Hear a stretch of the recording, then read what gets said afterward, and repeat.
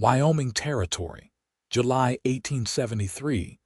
The morning the wagon train rolled out without her, Susanna Whitlow stood barefoot in the dust, her dress torn at the hem and her hands shaking as she held her baby sister against her hip. Wind stirred the tall grass around the clearing, carrying off the last sound of wagon wheels and creaking harnesses.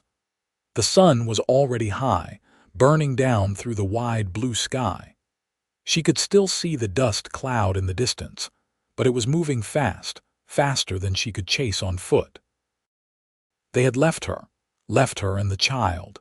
Susanna pressed her lips together and looked down at Abigail, barely 3 years old, sucking her thumb and staring with wide, confused eyes. She was too little to understand what had happened, but Susanna did. The Whitlows were only supposed to rest for one night while the train camped near the Platte River. Her father had gone to find water and never came back. Her mother died 2 weeks earlier of fever. When dawn came, the wagon master said they could not wait any longer. Supplies were low. The train was bound for Oregon. A girl of 19 and a child too small to walk far were not worth the delay. "Best pray someone finds you," he had muttered before pulling his horse away.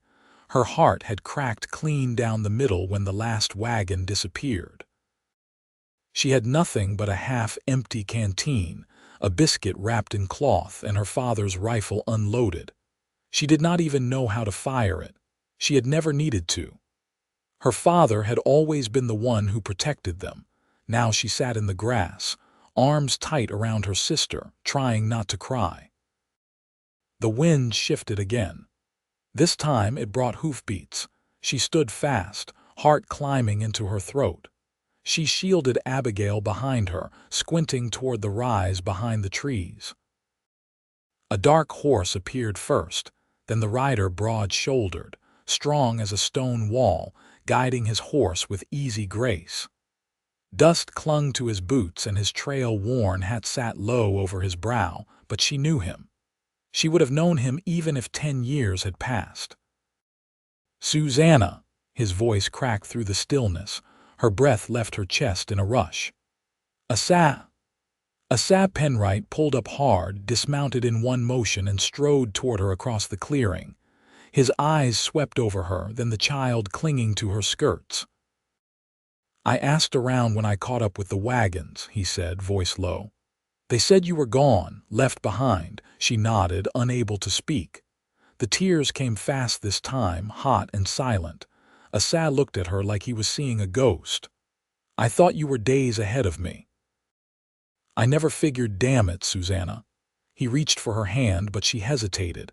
She looked down at Abigail, who clutched her tighter. "She is all I have left," Susanna whispered. "My mother's gone. My father, he never came back." Asa's eyes darkened. He crouched down beside Abigail, gentle without saying much. "Hey there, little one," he said, offering his finger. Abigail blinked at him, unsure, but did not pull away.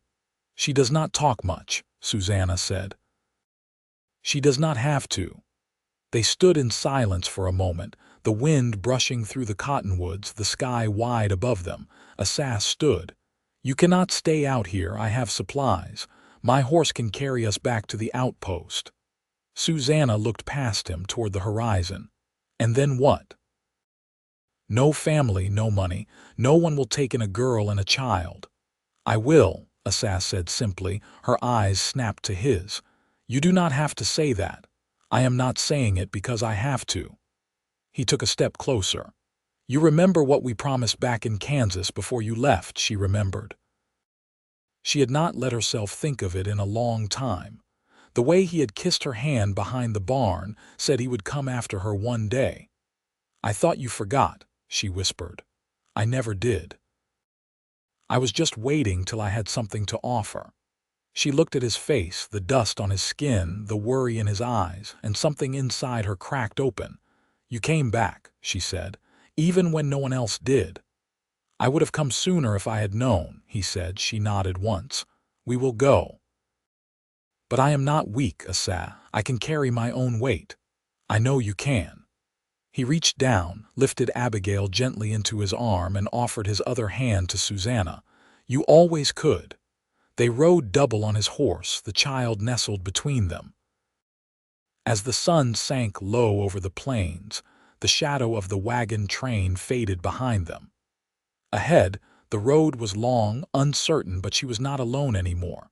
Susanna leaned her head against Asa's back, letting herself breathe for the first time in days. His hand rested over hers, steady and warm. He had come back, and this time she would not be left behind. The cabin sat low in a bend of the Sweetwater River, its walls built of rough-hewn pine and its roof patched with sod and old timber. Asa slid from the saddle and reached up to steady Susanna as she dismounted, her skirt stiff with dust from 3 days on the trail. Abigail had fallen asleep against her chest somewhere past noon, her breath soft and steady. "You'll want to go in slow," Asa said. "Door sticks a little." Susanna shifted Abigail in her arms and stepped onto the porch. The wood creaked beneath her boots. She paused just before the threshold. Wind moved the tall grass beyond the fence line, and somewhere downriver, a bird called twice and went quiet. Inside, the air held the scent of pine tar and old firewood. Light slanted in through a single window, falling across a narrow cot, a cookstove, and a shelf lined with a few tin dishes and a worn Bible. A pallet of folded quilts lay stacked in the corner. It was simple, but clean. Lived in but not lonely, she laid Abigail down on the cot and tucked a folded shawl beneath her head. The child stirred once, then went still again. Asa leaned his shoulder against the doorframe. "It's not much, I know." "It's dry," Susanna said. "And safe." He nodded, then stepped back outside. She followed him into the yard, where he unlatched the gate of a small pen. A single Jersey cow picked her way toward them, ribs faint but eyes bright. "She lost a calf last month," Asa said, "but she gives enough milk to keep." "Does she have a name?" Susanna asked. "Not one I ever said twice." She looked at him sidelong. "Then we'll call her Ruth." He gave the smallest nod, then turned toward the lean-to where a hen clucked somewhere behind a stack of cordwood. Susanna glanced back toward the cabin. "You built this alone." "Started it after the war." "Finished it last spring." She folded her arms against the wind. "I didn't know you fought." "Didn't talk about it much when I came home," he said. "Didn't seem to matter, but it followed me anyway." She let the silence settle between them. It wasn't the kind of quiet that needed filling. It was the kind that told her he'd built his life with his own hands, even if it cost him sleep. "I'll cook tonight," she said, "if you'll show me where the flour is." He led her around back, where a root cellar sat beneath a patch of scrub. The ladder creaked as he opened the hatch, revealing jars of beans, sacks of cornmeal, and a half-barrel of dried apples. "You'll want to check for weevils," he said. "Had a bad lot last fall." She looked up at him. "You really meant it, didn't you? When you said you'd come after me?" Asa didn't look away. "I waited too long. I won't do that again." She took a sack of flour, then climbed back up without asking for help. Later, as dusk took the horizon and the first stars blinked into being, Susanna stirred a pot of beans over the small stove while Abigail sat on the floor, drawing in the ash with a stick. Asa chopped tinder outside, the sound of his axe steady, unhurried. The fire gave off just enough heat to make the room feel close, but Susanna didn't mind. She watched the child, then glanced once through the window. Asa came in without a word, setting the kindling near the hearth. His shirt was damp at the collar, and his hands bore sap and splinters. He looked at the table, then at her. "Smells better than anything I've made in months." She ladled out 3 bowls, setting them side by side. "Hope you like salt pork." "As long as there's enough for seconds." They ate in quiet, the clink of spoons the only sound, until Abigail leaned into Susanna's arm and fell asleep again, her breath warm against her side. Asa cleared his throat. "You can take the cot tonight. I'll sleep out in the lean-to." "The girl should have the cot," Susanna said. "I'll take the pallet." "You won't." She raised her brow. "You planning to argue?" "No," he said. "Just planning to do right." She didn't argue again. When the meal was done and the dishes washed, Asa stepped out beneath the stars. Susanna followed, standing beside him beneath the low, open sky. The wind had died down and the grass moved slow, like it was breathing. She looked up at him. "You still have that foolish little carving knife." He reached into his coat pocket and pulled it free. The handle was worn smooth, initials scratched into the side. "I whittled a horse once, didn't I?" he asked. "You gave it to me the day I left Kansas," she said. "I kept it until the river took our wagon." He turned the knife in his hand. "I'll carve another." She watched him, her voice soft with something unspoken. "I never wanted Oregon. I only went because my father said we'd find something better." "You still can," Asa said. "Doesn't have to be far off." She looked toward the cabin, toward the child sleeping inside, toward the fence he'd built, the tools hung in order, the way he waited for her to speak first. "I don't want to be beholden," she said. "You won't be. I want to work. I want to earn what we use." He held her gaze. "Then you will." She drew a slow breath. "I'm here, Asa, and I'm staying if that's still what you want." His voice, when it came, was low. "I never wanted anything more." She nodded once, then turned back toward the house. Inside, Abigail stirred and Susanna knelt beside her, brushing a curl from her cheek. The pale light from the hearth danced across the room, and outside the wind moved gentle again. Asa leaned against the doorway, hat in hand, and watched them both like he'd found the place he was always meant to be. The wind shifted cooler 3 days after they arrived, bringing the scent of wet earth and pine from the mountains. Susanna stood barefoot in the mud behind the cabin, sleeves rolled high as she dragged a wooden washboard through the basin. Her knuckles were raw from scrubbing, but the rhythm steadied her. Abigail sat nearby on a folded sack, humming under her breath as she plucked burrs from the hem of her dress. Asa approached from the barn with a coil of rope slung over his shoulder and a streak of grease across his jaw. He paused near the fence and watched them for a moment, quiet. "You don't have to do it all yourself," he said. "I know," Susanna replied, not looking up. "I can take a turn with the basin tomorrow." She wrung out a shirt, hung it over the line. "You've got your hands full with that plow. No sense in both of us being half finished." He stepped closer. "You sure you don't want to come into town with me this afternoon?" Storekeeper said he'd hold onto a spool of calico. "Someone's got to mind the girl. She can ride with us." Abigail looked up, face smudged but eager. Susanna straightened her back, eyeing the clouds thickening in the west. "Storm's not far off." Asa followed her gaze. "We'll be back before the first drop." They left within the hour, Asa lifting Abigail into the saddle first before offering Susanna his hand. She hesitated, then placed her fingers in his. His grip was warm, steady, without pressure. The road into town was little more than a rutted trail bordered by sagebrush and low cedar. As they rode, Asa pointed out a broken wheel rut half sunk in the grass. "Freight wagon turned over here last fall," he said. Barrels of molasses cracked open for a mile. Bears came down from the ridge for days. Susanna's lips twitched. "That true? I was here. Watched a black one lick syrup off a tree stump." Abigail giggled, arms around Susanna's waist. "Sticky bear," she whispered. The sun broke through for a brief spell before the clouds returned, heavier this time. Rain held off, but the scent of it deepened.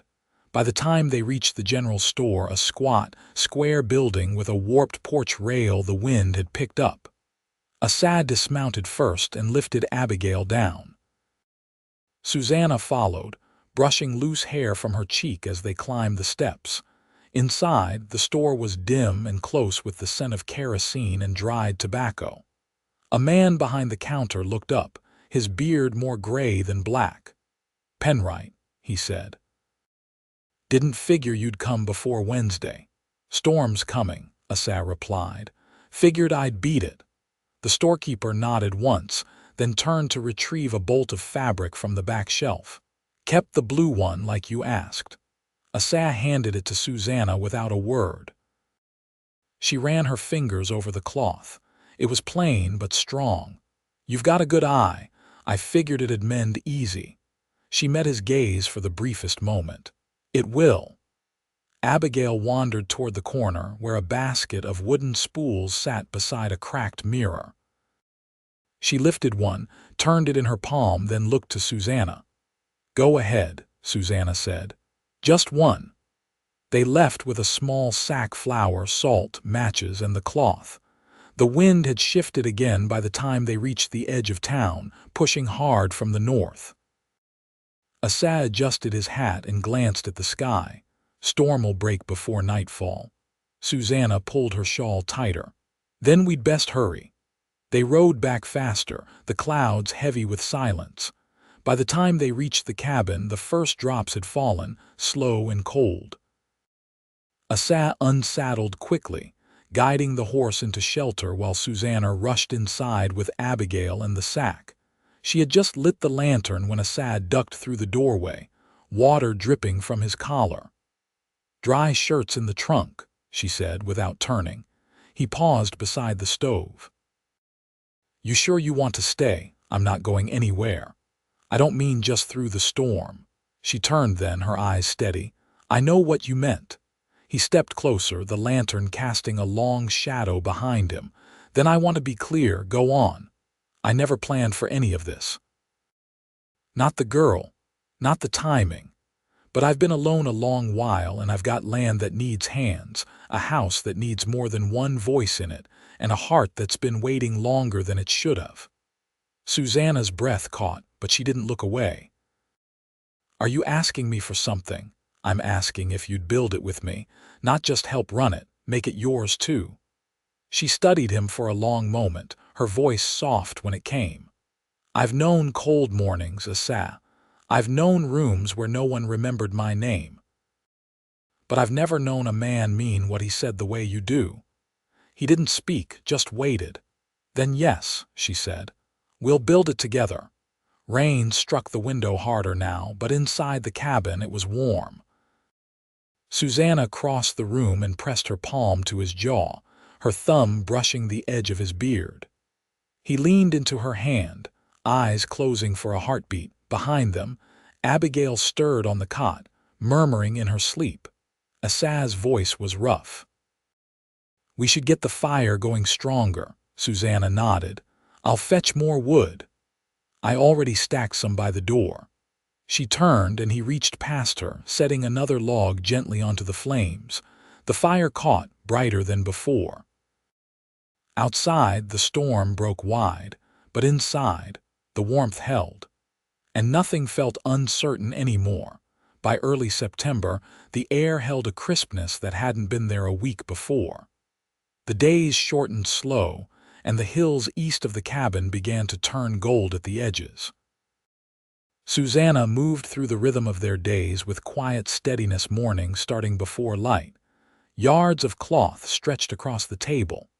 Abigail's soft chatter while she picked seed pods from the garden rows. That afternoon, Asa returned from the West Ridge with a nick across his forearm and a furrowed brow. Susanna was stringing dried beans when he stepped inside, brushing dust from his sleeves. "What happened?" she asked, rising before he could sit. "Came across a broken fence line," he said.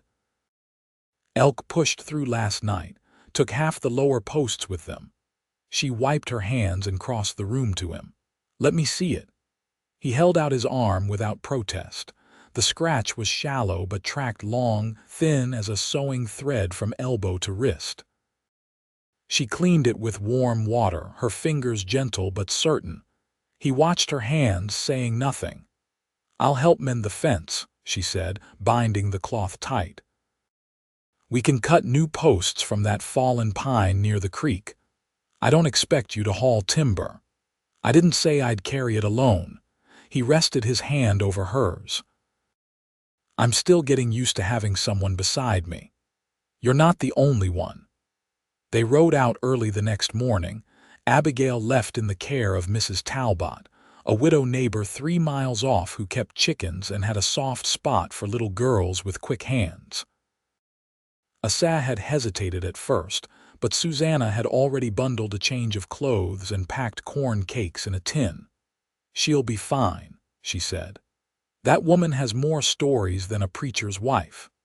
The pine lay where it had fallen snapped clean near the base, bark cracked wide from last winter's snow.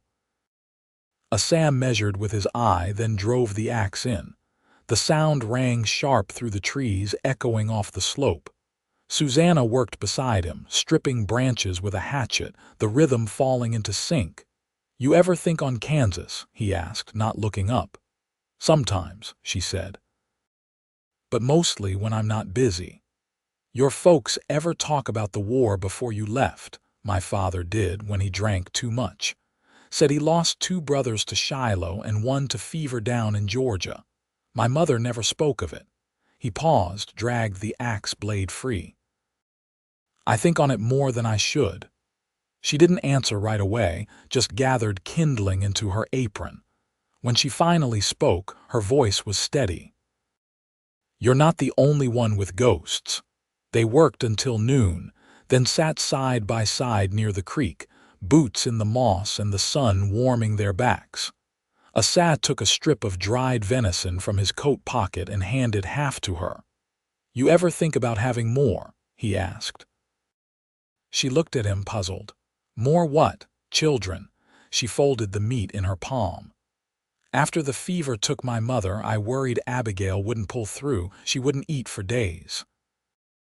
I told myself if she lived, I'd never ask for more. And now, she glanced toward the water, where minnows flickered beneath the surface. Now I think maybe that promise was made in fear, not truth. He leaned back on his elbows. You'd make a good mother. You think so? I've seen how she looks at you. Like the world's right so long as you're near. She didn't answer, but her eyes softened. They finished the fencing over the next 3 days. The work left their hands calloused and their clothes stained, but the line stood firm by the end, every post sunk deep and roped with fresh wire. On the 4th morning, Susanna found a pair of leather gloves folded on the table, her name stitched into the cuff with thread the color of corn silk. She ran her fingers over the stitching and said nothing, but Asa saw the way her shoulders eased when she pulled them on. Later that week, they rode back to Mrs. Talbot's to collect Abigail. The girl came running from the back stoop, bonnet askew, hands sticky with berry jam. She barreled into Susanna, who caught her with a soft laugh. She tried to chase a rooster with a branch, Mrs. Talbot called from the porch. I told her you'd have your hands full. Asa tipped his hat. We already do. They rode home slow, the sun low behind them, Abigail nestled between Susanna's arms, pointing out rabbits in the brush. The cabin came into view just as the wind picked up, carrying the scent of sage and dry grass. Smoke curled steady from the chimney. Asa dismounted first, tying the reins with practiced ease. He reached up to help Susanna down, and this time she didn't hesitate. Her hand met his with quiet certainty. After Abigail was tucked into bed, they sat on the porch beneath the stars. The night was clear, sky wide and dark as ink. I keep waiting to feel like it'll all disappear, Susanna said. It won't. I thought I'd lost everything. You hadn't lost me. She turned toward him, the lantern inside casting a faint glow behind the window. I know. Asa reached for her hand, his thumb brushing across her knuckles, rough from work. You're not just here, Susanna. You're part of this now. It's yours as much as mine. She leaned into his shoulder, the hush between them full and unbroken. The wind moved through the grass and the world held still. Nothing was uncertain anymore. The life they were making had taken shape beneath their hands, and it was real, lasting, and theirs. The first frost came early that year. It coated the fence rails in silver before dawn and curled the edges of the last squash leaves in the garden. Susanna rose before light, pulled the wool shawl tighter around her shoulders, and stepped outside. The air snapped cold against her cheeks, but the sky was clear. Asa was already down by the creek, smoke rising from the fire he'd built by the water. She could see him moving slowly through his morning tasks, checking the traps, turning the last of the salted hides. He hadn't shaved in days, and the line of his jaw caught the sun as he stood to stretch his back. She stayed quiet, just watching. Inside, Abigail stirred and called for her. By the time the girl was dressed and fed, Asa had come in and set a fresh bundle of kindling beside the stove. His boots were damp, and his knuckles red from the cold, but he kissed Susanna's temple without a word before stooping to lift Abigail into his arms. "I found a rabbit's snare full," he said. "We'll have stew tonight." "I'll start the dough for dumplings," Susanna said. "You still want me to cut the last of the cabbage, before the frost burns it through?" She nodded and reached for her bonnet. The day passed in quiet labor. Susanna bundled the girl in wool and set her on the porch with a basket of dried corn to shell while she worked the garden rows. Her hands moved steady, twisting roots free and brushing dirt from the last of the onions. When she finally stood to stretch her back, Asa was walking up from the field with a coil of rope slung over one shoulder and a small leather pouch in hand. He didn't speak at first. Just set the pouch gently on the table inside and stepped back. She opened it slowly. Inside lay a hair comb carved from bone, the teeth smooth and fine, the curved back polished until it caught the light. A small line of flowers had been etched into the edge, nothing grand, but careful and precise. "I traded for it," he said. "Trapper came through from the Wind River Range, said his wife never used it." Susanna ran her finger along the edge. "It's beautiful. I thought you might like it." She looked up. "You could have kept the hides. I wanted something for you." She set the comb down gently. "You never try to buy my place here, I know better. I just didn't expect a gift." "You should," he said. "You've earned more than this old place can give." She crossed to him then and reached up to touch his cheek, her thumb brushing the new line at the corner of his eye. "You've given us more than shelter." He covered her hand with his.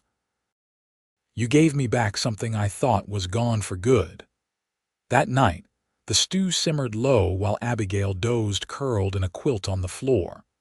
Asa sat beside the stove, boots off, one leg stretched out and the other bent beneath him. Susanna knelt near the hearth, stirring the pot, her hair loose down her back for the first time in weeks.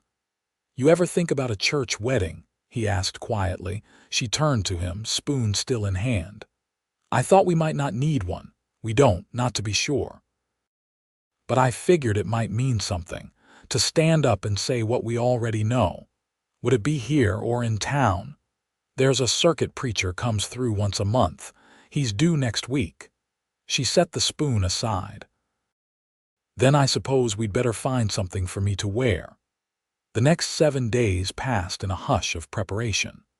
Asa rode out to the Talbot place and asked the widow to come keep Abigail that Sunday, and Susanna stitched the blue calico into a simple dress with long sleeves and a square neck.